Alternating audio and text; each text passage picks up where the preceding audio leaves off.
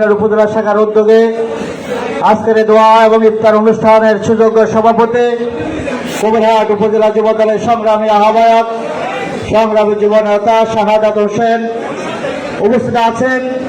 আজকের এই অনুষ্ঠানের মাননীয় প্রধান অতিথি নোয়াখালী ৫ বিএনপি অভিভাবক, নির্বাচিত হওয়ার পর নোয়াখালী মানুষের গণমানুষের অভিভাবক, ৫ গণমানুষের অভিভাবক, মাননীয় সংসদ সদস্য সংগ্রামী জননেতা জনাব আলহাজ ফখরুল ইসলাম সহ সম্মানিত নেতৃবৃন্দ, আমার সামনে উপস্থিত বিভিন্ন পেশার প্রতিনিধিবৃন্দ, যুবদলের প্রিয় সহকারীবৃন্দ, সাংবাদিকবৃন্দ, আপনাদের সবাইকে আসসালামু আলাইকুম ওয়া রাহমাতুল্লাহি ওয়া বারাকাতুহু।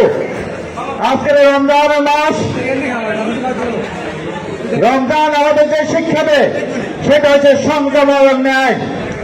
আমরা যারা এই সংগ্রামের সাথে জড়িত, আমরা যারা দীর্ঘ 18 বছর জীবনের সর্বোচ্চ ত্যাগ স্বীকার করে আপনারা আমরা যারা রাজপথে আন্দোলন সংগ্রামের মধ্যে দিয়ে আজকে একটি গণতান্ত্রিক পরিবেশ প্রতিষ্ঠা করার সুযোগ পেয়েছে, আমাদেরকে মনে রাখতে হবে আপনারা আমার এই ত্যাগকে, এই রক্ত ঋণকে কেউ যেন সামান্য লোভে কেন যেন বিক্রি করতে না পারে।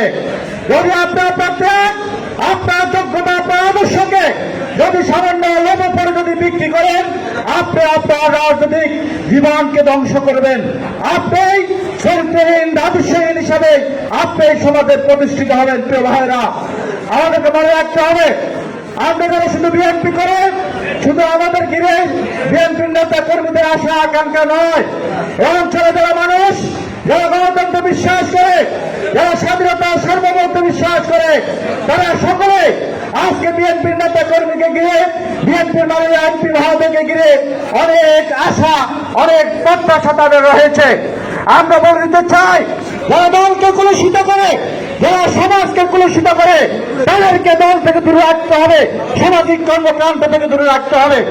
আপনাকে মনে রাখতে হবে, যারা ভোটের সময় ওই কর্মীর 50 টাকা মেরে খেয়েছে, যারা ভোটের সময় নেতা কর্মীদের সামান্য সংযোগের টাকা মেরে খেয়েছে, তাদেরকে দলের নেতৃত্বে আসতে দেওয়া যাবে না, তাদেরকে দলের দায়িত্ব রাখা যাবে না। ঠিক আছে, আজকে আমার যারা ওই জায়গায় আমাদের গরিব মানুষের, দুস্থ মানুষের চাউল খাওয়ার চেষ্টা করে, রিলুপের চাউল খাওয়ার চেষ্টা করে, তারা সমাজের যে পর্যায়ের মানুষ হোক না কেন, তাদেরকেও এই সমাজকে, এই দলের সংগঠন থেকে দূরে রাখতে হবে। এই দল আহ্বানটুকু রেখেই আমি বক্তব্য শেষ করছি। খোদা হাফেজ। বাংলাদেশ জিন্দাবাদ।